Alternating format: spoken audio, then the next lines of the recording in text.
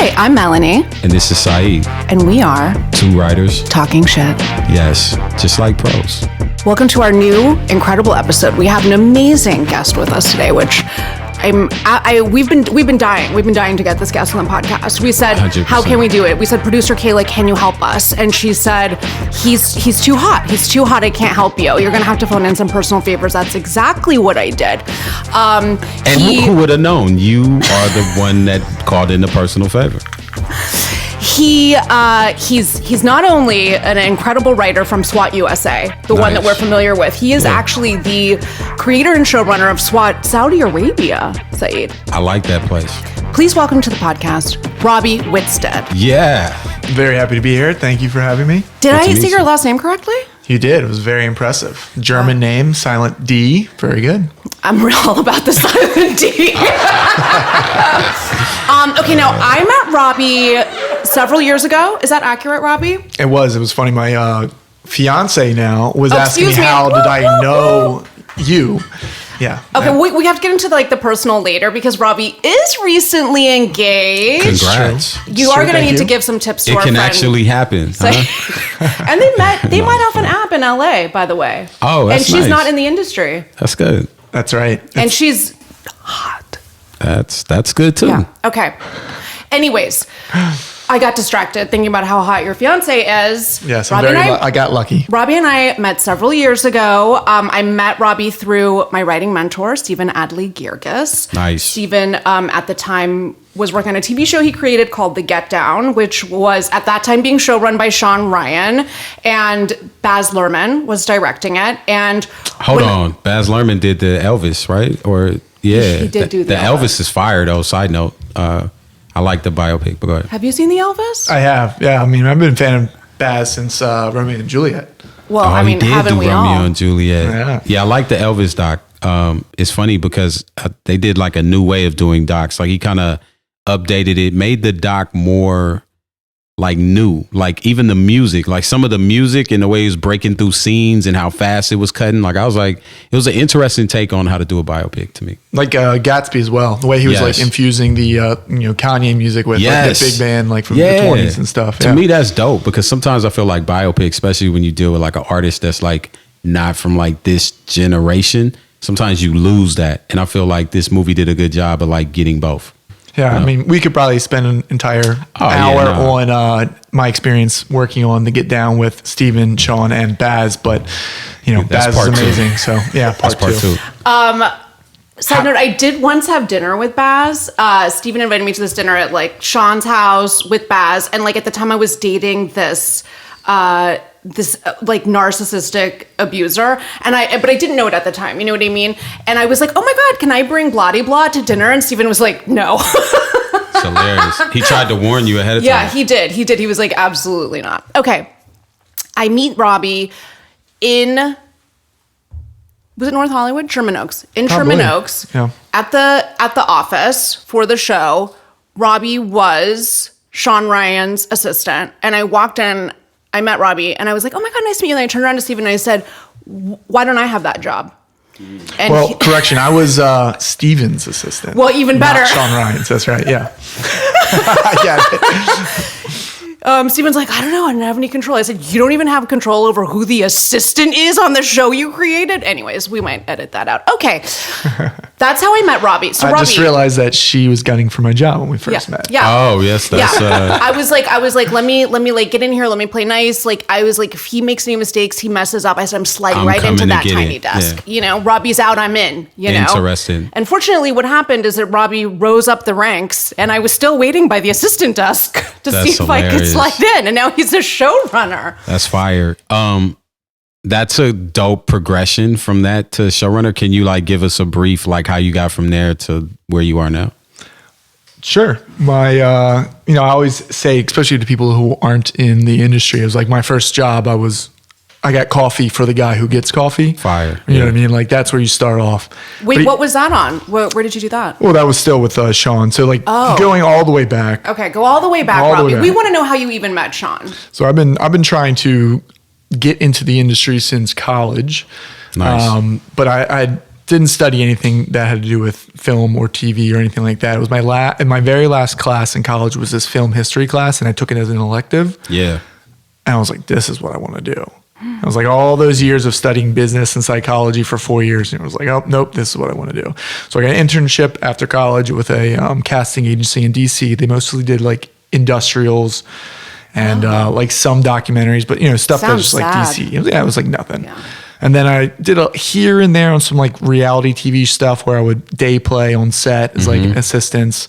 And then I met someone who was a quote unquote producer, I'm doing my air quotes, in San Diego, who actually turned out to be one of my best friends. So that's no disrespect because he's a great guy. But at the time, he was the same way. He was trying to make films. And I met him when I was living in Charlotte, North Carolina. I was like, man, if you ever have anything, I'd love to, work with you in the future. Let me know. He's like, I'm trying to get in the industry. He's like, okay, cool. A couple months later, he called me up and he said, hey, I'm directing an Iration video. If you guys know the band, pretty good. Kind of like this ska, like San Diego band. You'd hear one of their songs. Okay. And I was like, yeah, amazing. And at the time, I had a pretty cool job. I did outside sales with this lacrosse company called Harrow. And I was able to, I didn't have my boss lived in Boston. I lived in Charlotte. So I was like, yeah, I can make that happen. I can make that happen. I can, and that was back in like 2008, 9. So like flights across the country, probably like $200-$300 max. Yeah. Went out there, stayed with him, loved it. I was like, this is what I want to do. That's tight. A couple months later, he was like, hey, my roommate moved out. If you want to really pursue this, I got an open room. And I was like, all right. So I just packed up all my stuff, quit my job, drove out, packed my car up, and drove cross country from Charlotte to San Diego. There, I thought, okay, I'm here. Now I'm going to have some jobs, and it wasn't that easy. So after about 4 or 5 months of working maybe a few jobs here and there, like day playing, like on set for like, again, nothing, industrials, commercials, low budgets, like stuff, nothing to write home about. I was like, all right, I need to make some money. I need to get a job. So I had to do this terrible outside sales job, which was what was that? It was like telecommunication sales, where we were going door to door, business to business, seeing if they wanted to buy a package from us, which was a VPN, internet, cell phones for their and phones. Essentially, it was like a 3-year contract for like $30,000, and it was like, holy shit, that's like trying to sell a Corvette to somebody just walking in. It's like it doesn't happen. So it was just it was terrible. It was hard. And I was there for something else. And then when I found out that this show, which coincidentally, Sean Ryan show, didn't know him at the time, called Terriers, which was going to be on FX, was coming into San Diego. My only friend in the industry, who was my roommate at the time, was like, hey, the show's coming in town. You should try to get on it. I was like, desperate, do anything to get on it. I'm doing like months worth of research, finding out who the production coordinator is, who the producers are, anything. And I finally got some information, found out they were going to be at the studio in San Diego, went there with like my resume, which had basically nothing on it anyway, so I didn't know who I was trying to fool. Go to the studio, lied basically to get in. So essentially, I snuck onto the studio. I was like, I'm here to hear so-and-so. They let me in, and then I found where the production coordinator her offices were. Went in there, was all psyched up. I'm like walking in, like I took a month worth of research to find out who this person was, where they were going to be, how I was going to sneak onto the studio. Got all the way up to her office. Someone was like pointing me at, that's where Lisa's office is. She's in there. She's on the phone. So I'm like, all right, here's my chance. I kind of walk, she sees me and she like waves. She's like, come in, but she's still got her phone on the other hand. And I walk in, I'm like, hi, I'm Robbie. Like, I'd really love to work on your show. Here's my resume. She's like, okay, great, here, bye. Just took my resume, bye, out the door. I was like, all that, like, for that, like, I'm never going to get it, And then I walk out and I see this other assistant who had already been hired. He was my age. So I was like kind of nuzzled up with him. I was like, hey man, like, did you already get hired? He was telling me, yeah, like, I worked with her before. I was like, look, I moved out here to be in the film industry. I'd love to work on this job. Is there any way you could help me out, try to get me an interview? He's like, yeah, man, I got you. Tight. You seem cool. Like, I got you. I'll get you at least an interview. A week later, I got the call, came in, had an interview, and a couple days later, they're like, yeah, you're hired. And I was like, oh, And side note, this is Sean Ryan who did Shield, right? And at this time, Shield is like a hit fucking show. And he just got off of that to do Terriers, right? Yeah, I think he did a show in between there. I think there was The Unit, there was Lie to Me, there was a few. And then so this show was, he teamed up with the writer from Ocean's 11, Ted. Someone can look that up. Ted, amazing writer. So Sean was like teamed up with him, and the show was really cool. If you guys ever want to look at an older show that you might not have heard of, I heard it was fire though. It's called Terriers. It's in San Diego. It's set in San Diego. It's like two gumshoe like detectives that are down their luck that uncover something big in San Diego. It's pretty cool. Yeah. But anyway, so I got the job, and I was beyond ecstatic. Like I'm in the industry now. I'm not doing sales. I'm not working in a restaurant serving tables. Like, I'm in the industry. What was your official title? I was an office PA. So like, I wasn't even, remember before we said I was the guy, I got coffee for the guy who got coffee. This was even lower than that. This was the lowest initial entry level job in the industry that you can get. The office PA. You literally get lunches. That's what you do for the crew. Yeah. Right. So that's your job, but doesn't matter. I was in. Yeah, you're in the building. I was stoked. I was in. And I just knew, like, I remember the first time I was in the office, and obviously you don't make that much money. You probably make like, again, this was 2010, 2009, but I think you made like $650 to $800 a week. Not a lot of money by any means, but you get breakfast, lunch, and dinner. Yeah. You're working all the time, so you're not spending that money. So you're actually kind of like putting a little bit aside, and you're excited. But at the same time, like, that's not a lot of money. Like, do that math in your head. You're not making a lot of money. Nah. And but I remember I was in the kitchen. It was on a Friday, and I was like kind of packing snacks and some food and some lunch meat, some drinks in my bag to bring home with me for the weekend. You have to. You got to do it. And in walks the AD, the first AD. And I see him, and I kind of hide like what I'm doing and pretend I'm just like looking in the cupboards for snacks. And he knew exactly what I was doing. Yeah. And looking back, he probably did the exact same thing. But I'll never forget what he said to me though. He was like, "Hey, don't feel any shame. It's all good. You're not making enough money in your career right now. Take the food home. It's all good." And when he said you're not making enough money in your career yet, that was the first time I've ever heard from an employer those words, like, you got longevity. The rest of them, they looked at you as like a server, or like you're just there for that week, that month, that year, maybe. Same with sales, that week, that year. What can you do for me? This was the first time someone said that to me. I was like, oh man, like, that's big though. That's big. Because they probably been through that same. I think that's one thing that's interesting about the TV game, and is like, I think people have came through that route. So they kind of like see that and respect that. Like, it's the idea, like, I meet with assistants because I know those assistants could run a show in 5 years. Yeah. Like, you know what I'm saying? So like, even this holiday coming up, I'm about to email some assistants like, hey, at the top of the year, what are you doing? Like, what do you want to do? Because I think it is a chain. Like, they know like that person could be somebody. And like, you went from that to running a show. Like, you know what I'm saying? And being staff, which we definitely want to hear about. Being staff. So then, this all kind of leads up into like the staff, because I came up through that route. Like, there's obviously multiple routes to become a writer. My route was through the assistant route and on set as well. So I'm working, that show gets canceled. Now I got a decision to make.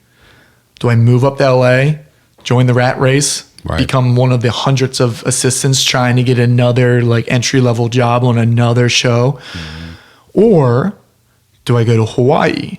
Because a lot of the crew from Terriers got hired on this new show that was starting up called Hawaii 5-0. Nice. And I was like, I kind of always wanted to go to Hawaii. Hawaii sounds nice, huh? And so I asked the second AD, like, because he was going out there to second AD on Hawaii 5-0. I was like, hey, do you think I could work for you if you can't? And he was like, yeah, when you're out, let me know. And then I asked the producer who was also going out, I was like, hey, do you think I could work on he was like, yeah, if you come out, let me know. I'm like, oh man, like, I kind of wanted a little bit of like, yes, we'll get you the job before I moved. But they were saying, if you move, maybe you'll get the job. And I was like, oh. So again, just like from Charlotte, San Diego, San Diego now, packed up all my stuff, put my car on a one of those conveyor belts, not conveyor, but whatever the lugging thing. I know what you're talking about. Yeah, like not a ferry, but like a barge, right? Yeah. Like, Okay. And flew out to Hawaii. Landed on a Thursday. Got the call on a Friday. Hey, are you out here yet? Yeah, I just landed. Fire. You start on Monday. Y50. I was on set for a couple like weeks, and then I was day playing on that, and then someone recommended me to work on another new show that was starting up. It was called Off the Map, which was a Shonda Rhimes show. And they had a job full time in the accounting department. I'm like, I don't want to work in the accounting department. You know what I mean? Like I that's what I studied in college, but that's what You studied accounting in college? Well, like business. So you have to take okay. accounting and financing and statistics and all that. But you're like, man, sure, it's a full-time job. Yeah. You know, like, why not? And honestly, it's one of the most educational jobs I had coming up because you learned numbers. Like, you knew how much people made, you knew how much the hourly rate, That's you know how much big. a steak bed costs, you know how much rentals cost. Yeah. And you just saw all the numbers and you realized like what it takes to like run a show and what, you know, how much it costs to run a show. Yeah. And so that was really educational. Hated it, but you know, had to do it. And then I befriended the locations department manager who on that same show, and just waited for an opening. I was like, that could be a cool job. Locations in Hawaii, like locations anywhere else, like, you know, I don't know what the big draw is, but when you come filming in Hawaii, you're filming either waterfalls or beaches or lush, you know, jungles. So Right. that's basically what we went out to take pictures for. It was a great job. I worked for them for about a year and a half, multiple different shows, The River, different like movies, things like that. And I still wanted to get into writing. So I was taking classes at the University of Hawaii, screenwriting. I was writing on my own, you know, but looking back is like the stuff that I wrote was probably so bad, but it didn't matter. Like you're working on your Putting craft. the reps in. You got to work on your craft. Like, Yeah. and you got to start somewhere, and it didn't matter. Like, we were doing like shorts, we were doing like film festivals out in Hawaii, and they were horrible, but like we were getting the practice in. We were getting like our reps in, and that's where it all kind of started. And then Sean Ryan coming back, him and another writer called named Carl Geideshecht, who wrote Oblivion with Tom Cruise. So they teamed up to write this show for ABC called Last Resort, which was about like a nuclear submarine that their captain, or you know, the general or whatever, can't remember the title, he refuses to nuke, you know, someone, and so they start their own colony on an island. And the pilot was coming out to film in Hawaii, and the showrunners were looking for an assistant. I was like, that's my job. I got to get that. So it was like the same thing as like that when I was snuck onto the studio in San Diego. It was like I had to go in to the studio because they were already starting to prep. Like, because some people kind of knew me at this point because I was in the industry there, and I walked over to their show because I was on a different one. I was like, look, if I can be the assistant to the writers, you know, I'd really love that. And they were like, okay, we'll let you know, but then here, work with the line producer today. And, you know, just nudging, maybe you can get the assistant job with her. And I was like, oh, that's a good job too. Okay, yeah, let's do that. And so I worked all day with her. I was basically like moving her furniture. It wasn't like I was doing anything. I was like her assistant. And at the end of the day, I was like, I would really love to be your assistant on the show. And she's like, oh, sorry, but I already have an assistant. But the writer's looking for an assistant. And I was like, oh, awesome. Like, it just happened. Like, she was like, all right, I'll put you in with them. And so Carl came out when they were prepping, and I interviewed with him, and, you know, I was very honest with him. I was probably too honest with him. I was like, look, like, this is what I want to do. I want to learn from you, and I'll do whatever it takes, you know, whatever you need for the show. But, you know, I want to learn from you. That's why I'm here. And my advocate, who was the coordinator at the time, she told me that he came out and he was like, I'm not going to hire him. Let's find somebody else to come in. I don't want to be teaching anybody. I don't want to have to like have that responsibility. And I never knew this, but then apparently the next day he came back in. He was like, and to the coordinator, he was like, you know what? Scratch what I said. That's exactly what I should be doing. I should be teaching I should be passing. Hire that guy. Bring him in. Wow, change of heart. He had a change of heart. She told me that afterwards. So then I got the job with them. So I was his assistant, and then Sean came out. So it was their assistants as well. And then his president of development, whose name is Marnie. You know Marnie. Yes. And I was their assistant. And I was like, all right, basically I'm looking at this as a month-long interview. Just do what you can. And so for a month, I was just like, whatever they needed, whenever they needed. And then at the end of the month, I was like, I'd love to work in the writer's room if this show gets picked up. And they're okay, cool. We'll let you know. A couple months goes by. I finally get a call from Carl. He's like, hey, if you want to be in the writer's room, you need to be here yesterday because we just got picked up and we're starting right now. And I'm in Hawaii. Right. You know, that's not like driving down the road. You got to move once again. So again, third time's a charm. Put everything in my suitcase. Put my car on the barge again. Back on the barge. It's Robbie's memoir. Back on the barge. And a couple of days later, flew to LA, and I became the writer's assistant, which I didn't know at the time, but is a very coveted job because people will kill for that. You get in. That's your way in. And so now I'm the writer's assistant. And now back to how we said before, I get coffee for the guy who gets coffee because they already have their assistants there. There's Sean Ryan's main assistant. Yeah. There's Carl's main assistant. There's a writer's assistant who takes the notes in the room. There's the script coordinator. So there's this whole team already involved, and then I'm below them, back to where I was at the very beginning, getting lunches. That's your job as a writer's PA. Now, people that are writer's PAs and don't take advantage of the situation, that's all they do. Right. And they stay there forever. And they stay there or they get burnt out and they go do something else. What I would do and what I was told and what I was taught was go into the room when you can. Don't be on your phone. We didn't really have phones that much back then. More like we do. Don't be on your computer. Yeah. Like whenever you have free time, when you're not getting lunches. Off when you're MySpace. not. Yeah, exactly. Get off MySpace. Go into the room. Sit there. Listen. Right. That's all. Don't say anything. Just go in there and listen. And when I became a writer, I'm noticing there's not a lot of that. Right. In the room. But when you see an assistant come in and sit, Yeah. It's like, damn, that person's going to make it. Yeah. Because when you see that initiative. When you see that initiative. Mm-hmm. And even now, like when I am in the room or when I am on a show, like, I will say that to like the assistants, you know, you guys can come in, just sit, listen. Sometimes they do, but then, sometimes they're writing their own stuff. But like, it's nice when you see somebody coming in and just being like, bright eyed. Yeah. What can I do? What can I do? What can I learn? Does anyone need anything? You're like, now, how did you take the leap from there to your first staffing job?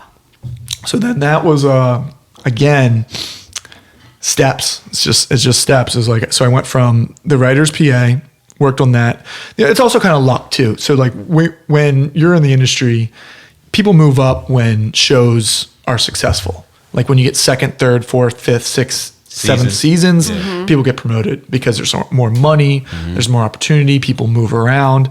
But when it's a one and done show, it's hard. So like the first show I worked on, That Last Resort, it was one season done. So no one got promoted. The next show, Sean and Marnie they brought me on again. Tight. This time that was the Get Down. Yeah. And I moved up from writer's PA to executive assistant, where I was Steven's assistant, right? Tough job. Yeah. And again, we could probably do a podcast on part 3. That's part 3. Just on stay tuned. Working with Steven on the Get Down. Yeah. Who's one of my favorite people in the world. He's amazing. He is going to do the podcast. Is he really? Yes. Now you guys are in for a treat. Yeah. If you're listening to this and you got the Steven Gerges episode coming up, make sure you tune into that. What did you learn from, because I learned a lot, because I shadowed a Nickelodeon room before I got staffed on a Showtime show. I learned a lot, but what did you learn from sitting around in the room that helped you when it came time to being staffed? Honestly, it's funny. That's a great question. I didn't learn as much as you would think. Okay. In the net positive, I learned what not to do. That's enough though. It's huge. Yeah. Because you don't know how many people walk into rooms fuck up and make these like boneheaded Yep. mistakes, and they just didn't know not to do that. And man, you got a top 5? Let me hear a few of them. Ooh, what not to do? What not to do? It's a lot of it comes down to etiquette. Mm-hmm. A lot of it comes down to listening. You know, like you don't have to always say something. Yeah.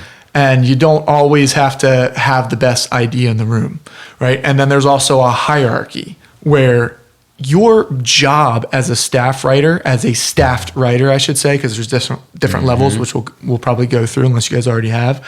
But as a staffed writer, your job is to service the showrunner's vision. 100%. It's not your show. Right. And so the showrunners has his lieutenants, his or her lieutenants, right? Where those are the executive producers who are the most senior writers. Because the showrunner, depending on the level, probably isn't going to be in the room every day. But their lieutenants are. And their lieutenants, again, you got to treat them the same way. You're there to service their ideas. And you'll learn very quickly that it gets contentious because those people are making a lot of money. Right. And so if you are coming in as the staff writer, as the story editor, as the executive story editor, making whatever money, which is great money even then too, but like you're just dominating the room, even if they're great ideas, like you have to just put yourself in those positions. They need to justify their paycheck. And so there's politics involved as well, and people just don't get that. You come in swinging. I'm going to have the best, and that's great, but like if you want to have a long career, you want to have allies and friends and people who want to work with you. And so ideas are great, but that's not everything. Learning the politics, learning the etiquette is also very important. Great advice. Was SWAT the first show you staffed on? SWAT was the first show I staffed on. I was the writer's assistant, which was a big jump too, because that's another one, a tough one to get to, because you're in the room all day with the writers, where you're really learning what not to do, I should say, where you're in the room and people are, you're taking notes of what they're saying, and you're kind of a junior writer if you want to look at it that way, but you know, like the way that, in law programs, you have your different levels. You're like you're in there. You're starting to pitch. Every once in a while, if you have an idea, you wait for your time, you don't interrupt, and you say, boom, this is my idea. Can you give us an example? Because it's like hard to get your confidence up to do that in the right way, right? So can you just kind of give us an example of maybe like how you would have done that in your earliest days? Sure, that's a good question. I would tell the younger people this when I became staff too. And this is all things I learned. This was when that someone passed down to me. So it wasn't like I figured all this out. These are things that are like tried and true and like passed down from just people from like word of mouth. But like we talked about before, business, math, I'm a math guy. So I kind of looked at it that way, where if I'm an assistant in the room, I don't want to pitch more times than the staff writer. If I'm the staff writer in the room, I don't want to pitch more than the producer. If I'm the producer, I don't want to be talking and pitching more than the executive producer.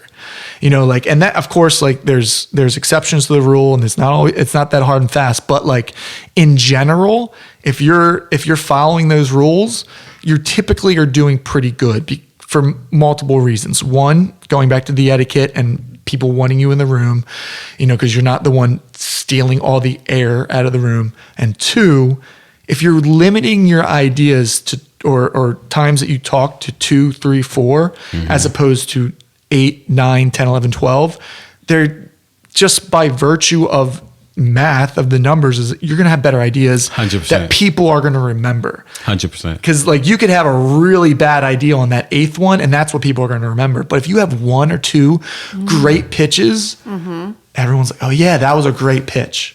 Yeah. Good job today. It just kind of sinks in, like, you know, to people's like psyches when you think about it that way. Yeah. And so like as the assistant, try to get like 1.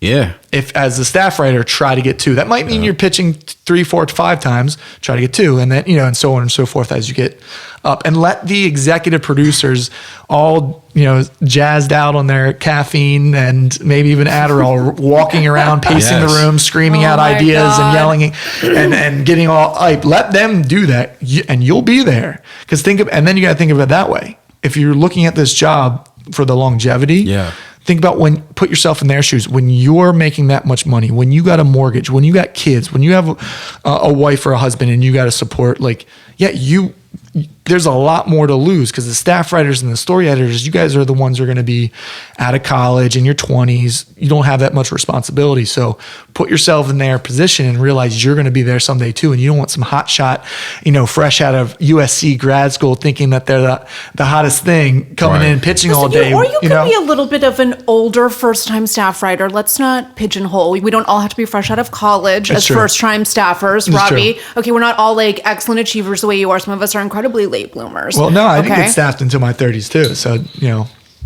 I was assistant. I'm the same way. But you know what's interesting is that the politics are important, and I don't think new writers understand this, but because the people you're in the room with are going to be the ones that's going to give you a job. Exactly. Like when I got out of my show, 2 people in that room hit me up for jobs. Like, you know what I'm saying? And so that's the reason why this politics is and knowing kind of how to maneuver in that space is important, because nobody's going to want to hire you if you're like talking over everybody, or like you said, you're just blitzkrieging half-ass ideas. And it really is a testing ground for not only that job and that season, but like future jobs. So that's why I think, that's a good bar. No, that's really interesting. It's totally true. And you can even look at it in the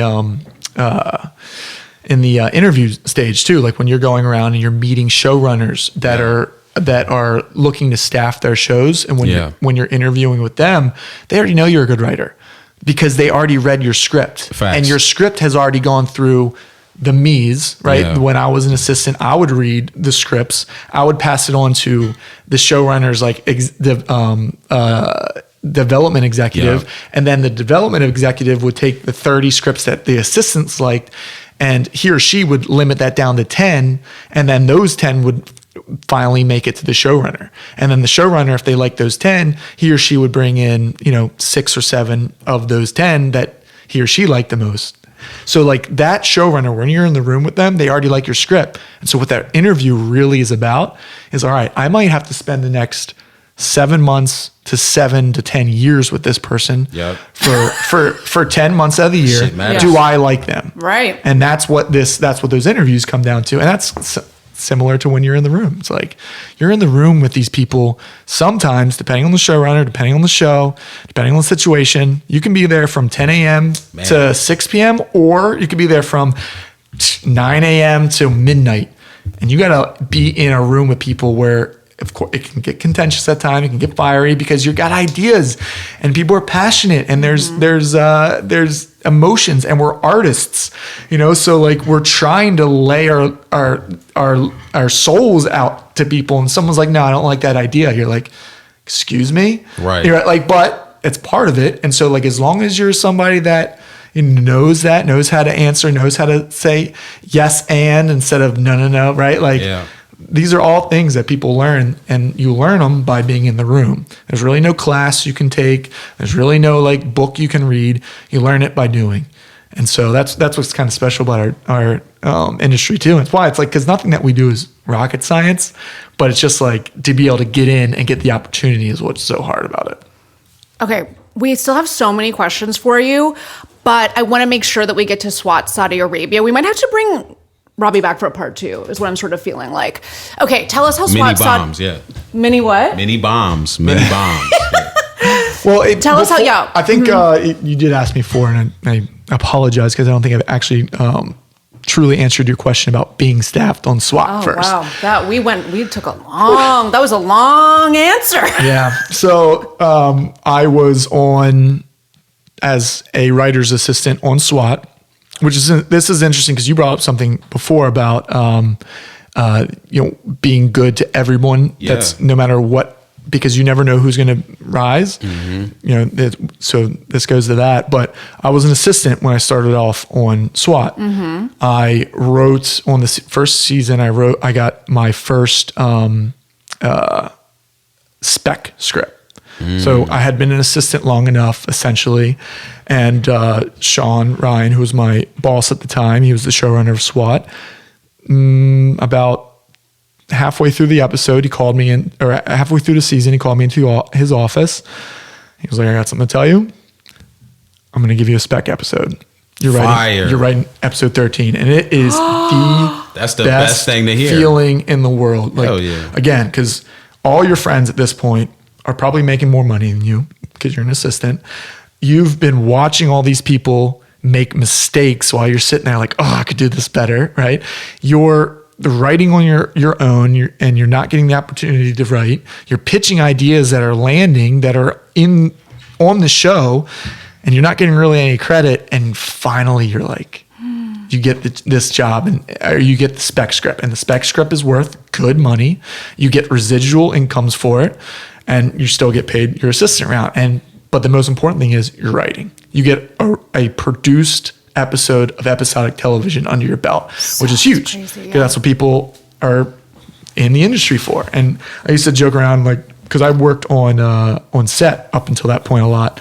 I would tell everybody, like all the writers, like when you go to set, you got to be careful how you act, because everyone on set, whether they want to admit it or not, and I'll go down on this because people will disagree with me, but everyone on set, whether they will admit it or not, wanted or wants to be a writer, producer, or actor. Come on now. Like, True. No one gets in the industry to be a gaffer. And that's no disrespect, because gaffers make tons of money and they're in the magic, but like everyone kind of has that idea, like, I want to be a writer, producer, actor, director.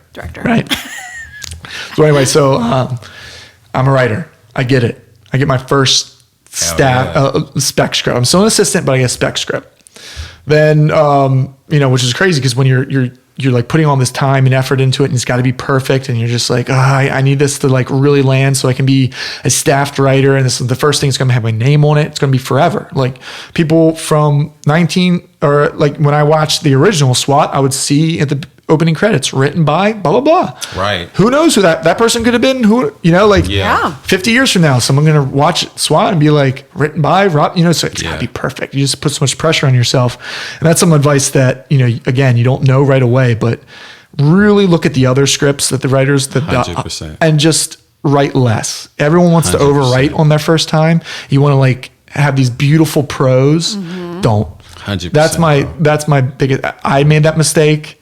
And you will make that mistake too as your first time, but try not to. Write the least amount of prose, write what's going on, look at the other scripts that have been your favorite scripts of the other writers, and do that. And so I'm writing. It's funny because when you go home, so you're not writing, you're not the assistant anymore who's taking notes. You're at your house, you're in your pajamas, and you're thinking up words that these actors that are being paid millions of dollars a year are going to say. Yeah. And what you're writing is going to cost millions of dollars to make. Hundreds of people are going to work on it, and millions of people around the world are going to watch it. And you're just like, it's a lot of pressure. Whoa. Listen, I exactly know. But how did you get? So let me ask you this: how did you? Because this is for upcoming writers or podcasts, and this is their dream. So when they get that episode, how did you get over the pressure? Because when you open up Final Draft and you have the blank screen and you thinking about all of that, how did you get to fucking writing? Well, it's funny. That's a good question, because there's probably two ways of looking at it, like the emotional side and then the actual just getting it done side, because they both have their rock, like Sisyphean rocks that you're pushing up for that. I'll start with the easier one, which is like just the practical. Okay. What I do is I take the synopsis once the synopsis is written, and I'll copy and paste that into my Final Draft, and then any of the parts of the synopsis that says that will say, and the actor says blah blah blah, I'll turn that into a dialogue. So I won't even really be writing, but at least organizing the shit. It will be in scenes and it'll look like a draft, and I'll get to page 17 to 20, so that by the time I actually do sit down page 1 to start writing, it's not a blank screen. It's already has stuff in it. It just psychologically, that just helps me. So that's from the practical side, how to get over that. Dope. And then just from the emotional side, I think, like I said before, yes, you look at it as, okay, this is going to cost millions of dollars to make. It's going to, hundreds of people who are much more experienced than me and smarter than me are going to work on it, and millions of people around the world are going to watch it. Either that's for you or it's not. Right. And like for a lot of us writers, we have so much to say. I mean, we're doing a podcast. I haven't shut up this whole time. We have so much to say. Keep going.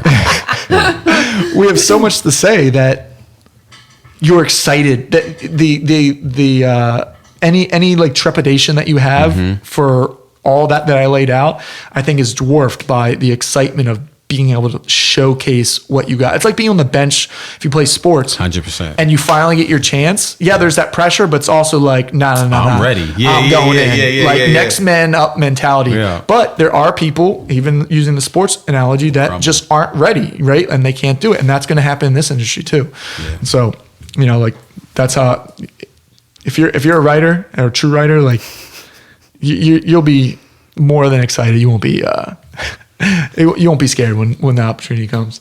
Okay, Robbie, before we wrap, in as few words as possible, tell us how SWAT Saudi Arabia came into fruition. So then once I was off SWAT, again, like you were talking about, one of the showrunners was called Mad Dogs that I worked for. I was his executive assistant, and he took a liking to me, and I actually got an associate producer credit on that show, and we went to Belize together, and I helped produce like the second unit.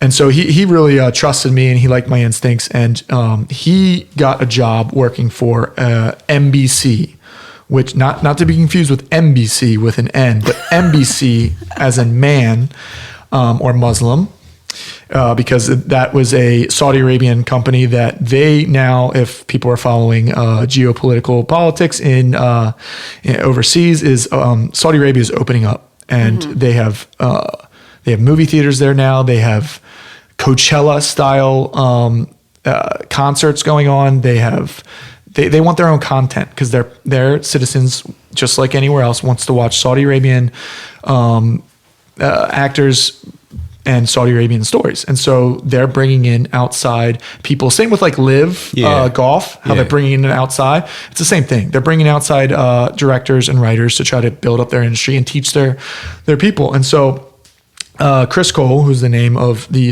showrunner that I worked for that was from Mad Dogs, he originally was hired and he was show running a different show, and the producer liked what he was doing, and he was like, hey, our demographic skews very heavily to young males, and their favorite show their favorite movie is what's the John Wick? Yeah. Like action.